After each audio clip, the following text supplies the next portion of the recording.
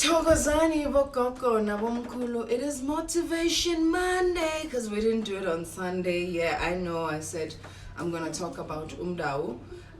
Yeah, but it did happen. It happened today, as we always say. Kuti timing is perfect timing, and it's actually great because I want to speak about Mndau, and I'm wearing an Mndau dress. So this piece of material here is called injiti. No, ipalo. Injiti is the flower maroon one. My cameraman was just looking at me funny. If only people know how much effort and how much work it takes to get a stream ready, because it's not only just just getting dressed, but it's also just having to find the right angle. I think we spent 30 minutes, right? Yeah. Finding the right angle and the right lighting. And because I have the best in town, so the cameraman suggested actually we do it just here. And it looks great. Let us know you are hearing us right, you are seeing me right, because that's very important.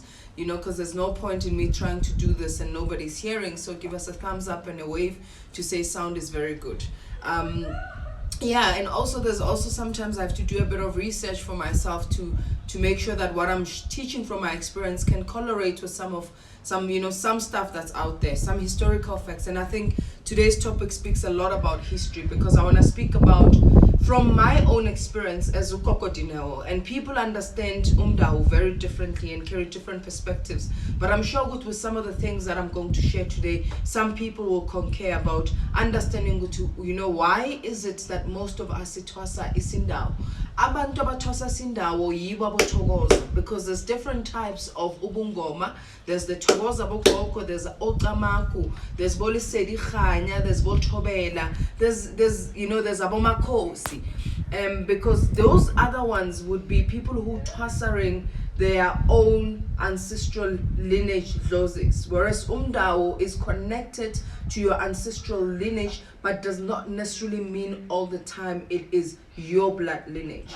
So this is my understanding, just been observing what has been happening post 1994 as South Africans, when we started to actually become more accepting and more open. So when we did, when we the abolishment of the Witchcraft Act was taken away, when it was now okay to practice as Sangomas, that's when a lot of Togozas also started to emerge versus just Amakosi, because Amakosi, you have to have some sort of blood lineage to isiZulu.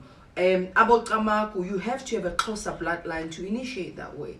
And when you are ilentuzana ulisedi khanya, there has to be so to olebothobela usonjorobe lebopedi bo belongona.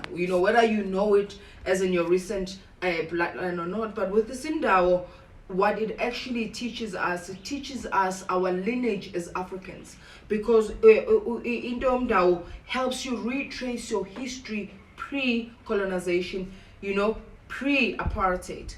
Who are you as an African, as a black South African, before you became Musutu, before you became Muzulu, before you became Umzulu, before you became Umupedi, before you became Xhosa? Because we need to understand that as South Africans in our respective tribes as we know them, we were all migrants. We migrated from the west, some of us from east, and then we went all the way down to Southern Africa. And when we came down to Southern Africa, we were just small groups of nomads that came and found pieces of land and then occupied those land spaces. Then as then colonization came and apartheid for South Africa came, then we were demarcated, and then segregation started to happen. So one person I speak of, and I speak very highly of, because from what I understood about his overall intention, even though his mission was not executed very well, because along the process a lot of people died, King Shaka Zulu. Because when Shaka took over, Zulu was not even a clan, it was just a small group of people. And we need to understand that Zulu was not a tribe, and it did not mean tribe. It just meant the children of the heavens. It just meant a grouping. So when he began on his mission was to actually make all nations be one. All nations be one. So the fact of we are migrants, because Ndau, if you actually translate it, it means finding place, finding homage, finding refuge, right? Number two, because of the battles that happened during Mfecane, that has led us to now twasareng Mndau, or that there's a lot of Togoza. But what I strongly believe, and that's what I want to begin to allude to, is that the core reason our ancestors are calling us to Twasa Isindau more than anything else is because they want us to be connected to our African ancestry, to the identity we have as Africans, because we understand the hierarchy we have as South Africans, that we don't associate ourselves so much to our fellow Africans. All we see in our fellow brothers is negativity, and I'm not saying that we don't have dubious acts that are done, but remember that we can never come and have a United States of Africa and really for the progression of the continent and get to the economic scale that other races and other nations are doing if we are not united as a continent. Because as South Africa, we are unable to do it as well, because then we have these tribal warfares that go on. We have Umsutu, Mxhosa. You see it all the time on Twitter when they start picking up on tribes. Yesterday they were picking up on Tswana women or Tswanas because of what happened on some show, you know. Ninin is Zulu man, Ninin is that. So that leaves us even further segregated. So what isindau is actually asking us, because umuntu ohlushwa umndau chooses, you can be umupedi, you have to come and twasa isindau esihambisalana ngesinye isikhathi nesinguni, meaning you'll have to learn ukukhuluma isiZulu, right? And you could be Zulu, fanele uzofunda isindau, then you have to learn some Mndau language, including Tsonga and or Shangaan, and I'll speak to why that is. So do you understand? You might be closer and you have to come. So what it does is starts to break the tribal barriers and how we identify. In that identification, we also segregate and discriminate, but therefore we divide it as a race versus being united.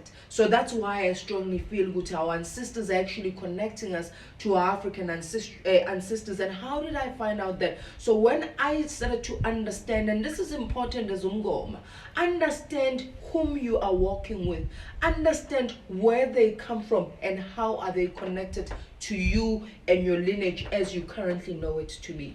Because by retracing those things, you're going to get pearls of wisdom, you're going to get pearls of wealth from that lineage. And the people who understand themselves are like a tree that is deeply rooted and with a potential to thrive. So that means in your work as Umngoma, you also going to be, you have a higher potential to thrive in your practice of Ubungoma, because you are understanding those you work with. And this is not something that happens overnight, it's an overtime. Next year I'll be 10 years practicing Sangoma. This year 10 years in Yepetlo, 9 years in practice. And it has taken me time, and every year I've had to retrace these people who channel and speak through me that my own family might not be aware of. But who are they and how are we connected to them? So this is how I understood when I found out who my Mndau name was and where they actually came from. I started to reconnect the dots. And then I understood, okay, lo Mndau lo actually it comes from my mother's side of the family, even though Umnguni comes from the paternal side of the family. Because how I know the standard understanding or basic understanding of Umnguni no Mndau is that Mndau is an ancestor that is unrested, an ancestor that's unpleased, an ancestor that's disgruntled, an ancestor that has been offended by one of our own. Right, meaning the Ngunis, because during the Mfetani Wars, what we did as Nguni people, and by the way, we all are interconnected, even though we did define ourselves as that, because as the Bantu, we all migrated down to Southern Africa and we started to occupy different places. So, for example, if you find people who are called original Ndawus, you will find them in Sofala province in Mozambique, you'll find them in Chipenge in Zimbabwe. So you'll find them in those areas, you'll find them in Berea. So in Mozambique, they have a huge influence of Portuguese. So some people maybe Kulmisindau, it's infused with Portuguese. Same thing when they speak Sitsonga, it's infused with Portuguese. I learned that when I spent a lot of time in Mozambique, that actually some words I wouldn't hear, even though I would speak Shangani, because it was infused with Mozambique. And then in Zimbabwe, it's infused with English, and because that's who colonized them. Mozambique was colonized by by Portuguese, and then Zimbabwe was colonized by the English.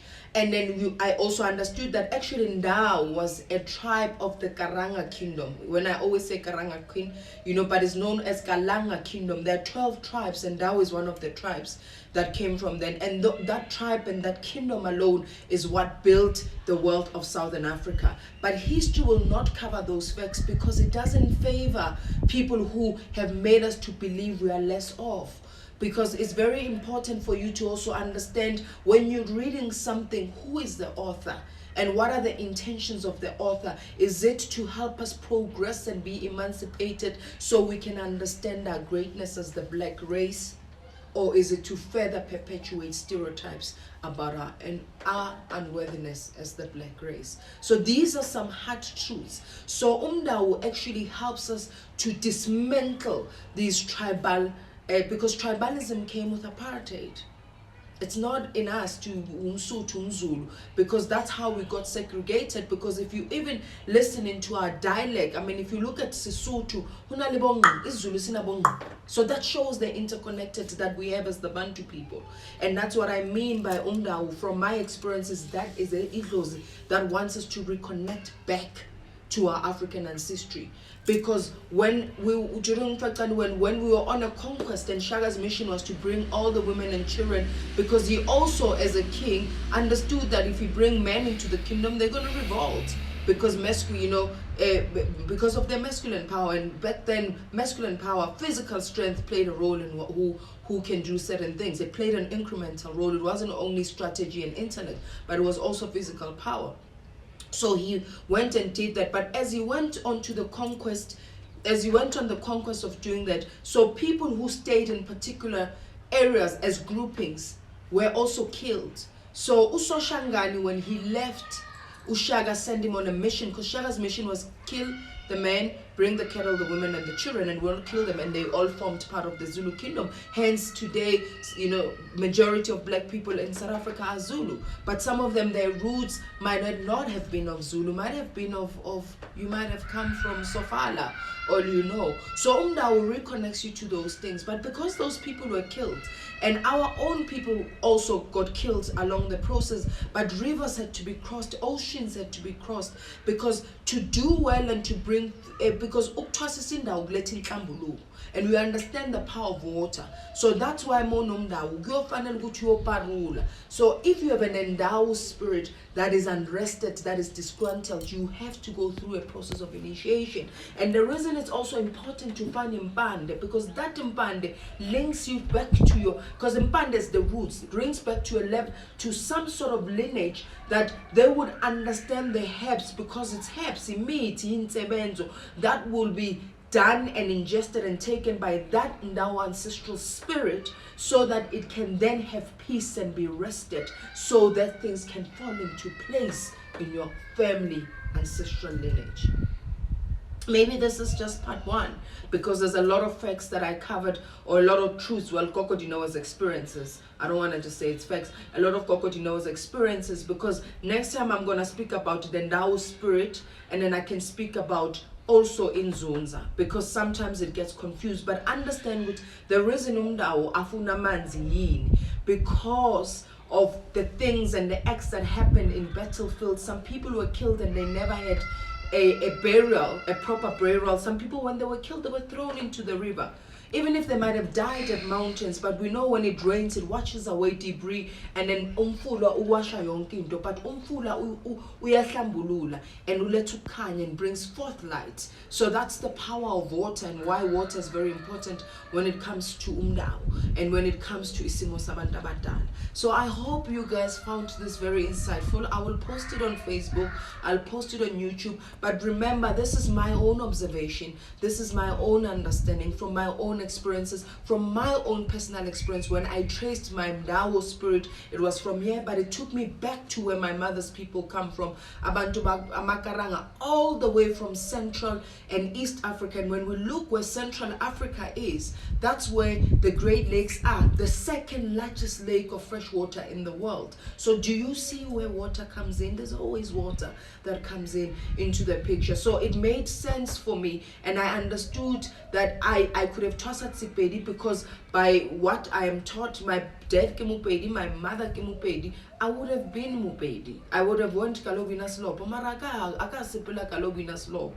I actually had to take my grandfather, which is my grandmother, which is my father's mother. But I assumed because Kimupedi, when I had to go Trasa, that's where I need to go. So don't assume, because your people might be actually revealing some truth and also revealing some family secrets, which makes it hard why some family members don't want you to accept your calling, because you're going to be digging some dead.